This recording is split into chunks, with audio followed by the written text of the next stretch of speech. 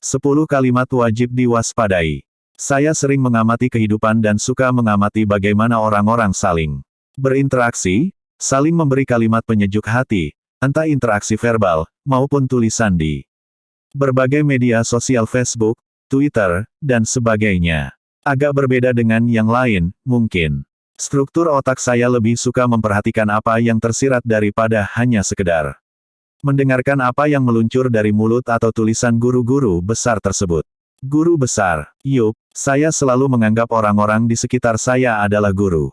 Saya bisa belajar dari mereka, saya dapat menemui banyak contoh baik dan buruk tentunya. Saya juga bisa belajar dari kesalahan dan kebenaran yang telah mereka lakukan, sekaligus langsung bisa melihat dampaknya pada diri mereka masing-masing sebelum berusaha meniru apa yang telah mereka lakukan. Apa yang saya dapatkan? Setidaknya ada 10 kalimat yang memiliki dampak cukup unik pada motivasi hidup. Saya tidak berani berkata, harus menghindari kalimat-kalimat ini. Saya hanya bisa mewaspadainya sebelum kalimat-kalimat itu menyusun kekuatannya dan mulai menjadi jangkar dalam hidup saya. 1. Saya tidak mungkin melakukannya. Saya tidak perlu mengkerdilkan diri dan kemampuan saya untuk berkata seperti itu. Saya percaya, sebagai ciptaan yang paling sempurna, ada kekuatan luar biasa yang telah diturunkan langsung dari atas sana. 2. Saya tidak punya bakat, talenta. Yup, saya akui, pintar memang bisa dipelajari, tetapi, bintang, adalah dilahirkan. Ada beberapa orang yang dianugerahi talenta luar biasa. Tetapi, hal ini bukan berarti orang yang lainnya tidak mempunyai talenta apapun, kan? Saya sering melihat bagaimana orang-orang bisa berhasil walau hanya berbekal 1 atau 2 talenta saja. Sebaliknya saya juga sering melihat banyak orang gagal dan terbuang walau sebenarnya multitalenta. Sikap, perilaku, dan perkataan justru lebih menentukan bagaimana seseorang bisa dihargai dan diterima oleh lingkungannya. Saya sendiri lebih menghargai, mendukung, bahkan memprioritaskan orang-orang biasa yang berperilaku santun, tekun, dan lemah lembut, daripada mereka yang berbakat luar biasa tetapi memiliki sikap dan perkataan yang kasar atau tidak mengenakan. I know it is ridiculous, but that's the fact. Anyway, bakat sendiri bukan sebuah hal yang statis. Bakat ada karena apa yang biasa dilihat, didengar, dirasakan. Ini proses selama bertahun-tahun. Seorang anak yang dilahirkan dari keluarga seniman, karena terbiasa mendengarkan nyanyian ibunya sejak kecil, karena terbiasa melihat bapaknya menggambar. Saya yakin, ketika dewasa ia akan mewarisi bakat seni orang tuanya walau belum tentu menyukainya. Demikian juga anak-anak lain yang dibesarkan dari keluarga bisnisman, ilmuwan, dan sebagainya. Sekalipun, hal ini masih menjadi perdebatan di kalangan psikolog, tetapi saya boleh percaya bahwa manusia punya kuasa untuk menciptakan bakat. 3. Saya cuma lulusan SD. Kata SD pada kalimat di atas boleh diganti dengan SMP, kejar paket A, TK, atau apalah. Yang jelas, pendidikan bukan penentu utama keberhasilan seseorang. Memang, mereka yang berpendidikan tinggi akan lebih berpeluang berhasil daripada yang berpendidikan rendah, maaf.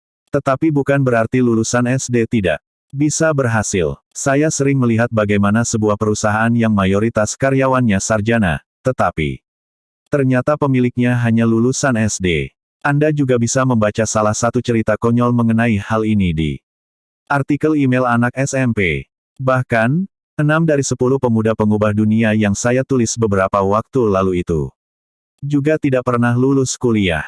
So, what? Saya akan berusaha untuk tidak menyalahkan pendidikan sebagai topeng kemalasan dan kebodohan. Saya, jika tidak tahu, ya belajar, simplekan. 4. Lingkungan saya tidak mendukung.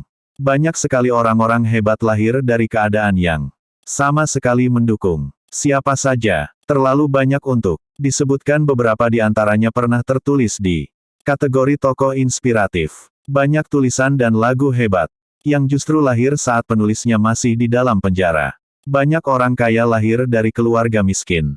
Banyak ilmuwan yang dulunya dianggap bodoh atau gila, bahkan Thomas A. Edison pun pernah ditolak masuk SD karena dianggap idiot saat keadaan berkecamuk karena perang dan menjadi pengungsi. Albert Einstein malah dinobatkan menjadi doktor dan guru besar. Bung Karno juga bukan sarjana politik, beliau adalah insinyur, dalam keadaan terbuang di Bengkulu, beliau malah merancang beberapa rumah dan merenovasi masjid jami di tengah kota. Tom Cruise. Dia hanya seorang disleksia yang susah membedakan antara huruf B dan D. Keadaan bisa membuat berhasil tetapi bisa juga membuat gagal. Yup, semua tergantung dari bagaimana cara melihat dan menghadapinya. 5. Masa lalu saya hancur. Dalam konteks ini, sepertinya kisah mengenai Oprah Winfrey bisa menutupnya. Yup, orang tuanya bercerai, dan lebih parah lagi, dia pernah diperkosa oleh saudara sepupunya. Tiap orang tahu, mengatasi problem masa lalu memang rumit. Masa lalulah yang membentuk diri dan menentukan bagaimana sifat dan sikap seorang manusia. Tetapi, itu hanya film, ya, film. Cukup untuk dilihat dan diikuti ceritanya, bisa dijadikan inspirasi atau motivasi hidup kalau perlu, atau bisa juga dijadikan hobi saat senggang. Tetapi, film hanya film, berbeda dengan kenyataan sekarang. Lah hanya dokumentasi sejarah dan tidak ada yang bisa dirubah. Kenapa harus ngotot pada sesuatu yang sudah tidak bisa dirubah? Lebih baik jika menyutradarai film baru, yang ceritanya bisa dirubah seperti yang diinginkan. Saya biasa menyebut film baru tersebut, masa depan. 6. Saya tidak punya kesempatan. Setahu saya setiap orang diberi waktu yang sama setiap harinya, 24 jam. Kenapa hasilnya bisa lain? Yup, setiap orang menggunakannya dengan caranya masing-masing. Memang, setiap orang dianugerahi lingkungan yang berbeda-beda. Ada lingkungan yang memang cukup kondusif untuk maju, tetapi ada juga yang destruktif bagi kemajuan. Tetapi, bukan berarti kesempatan itu tidak ada. Jika melihat kemiskinan, berarti saya diberi kesempatan untuk mengentaskan kemiskinan. Jika melihat orang tertimpa musibah, berarti saya diberi kesempatan untuk menolong. Sekali lagi, kesempatan lah selalu ada di sekitar saya. Kesempatan adalah pemicu kemauan seseorang untuk merubah sesuatu yang gak beres menjadi beres, sesuatu yang gak baik menjadi baik.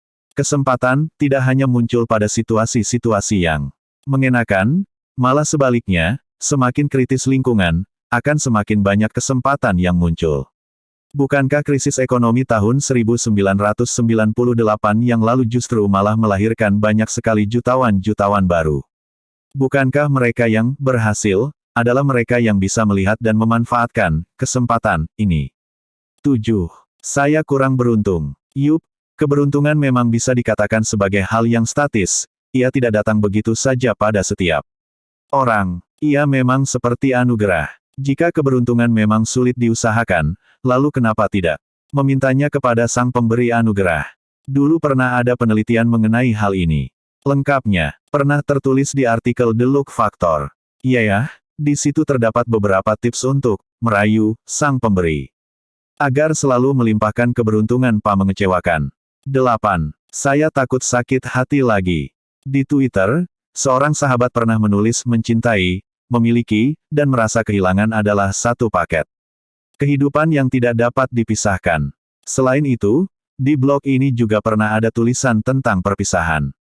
Yup, kelak, setiap orang pasti akan meninggalkanmu, atau justru kamu yang akan meninggalkan mereka. Petik 2, sakit hati juga sebuah bagian penting dari proses kehidupan, bukankah hati yang sempurna dan bijaksana adalah justru hati yang memiliki banyak bekas luka? Semua yang berlalu adalah kisah dari suatu kehidupan, jika itu menjadi kenangan adalah sejarah, jika itu suatu masalah adalah pesan untuk kehidupan mendatang yang mesti adanya perbaikan. Maka jika ingin hidup lebih baik, tugas kita menciptakan harapan bagi diri kita. 9. Saya khawatir jika hasilnya mengecewakan. Tidak ada satu orang pun yang tidak pernah mengecewakan orang-orang di sekitarnya. Tidak mungkin memiliki banyak teman tanpa memiliki sedikit musuh.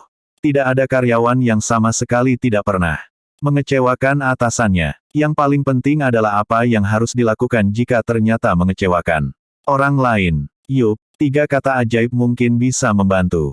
10. Saya takut salah.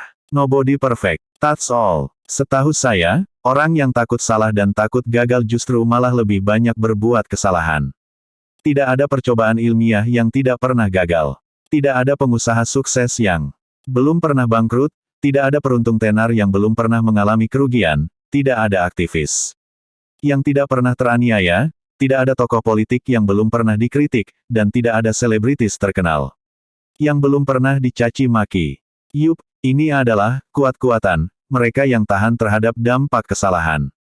Yang pernah dibuat dan tidak pernah berhenti berusaha, merekalah yang berhasil. Pangkat-pangkat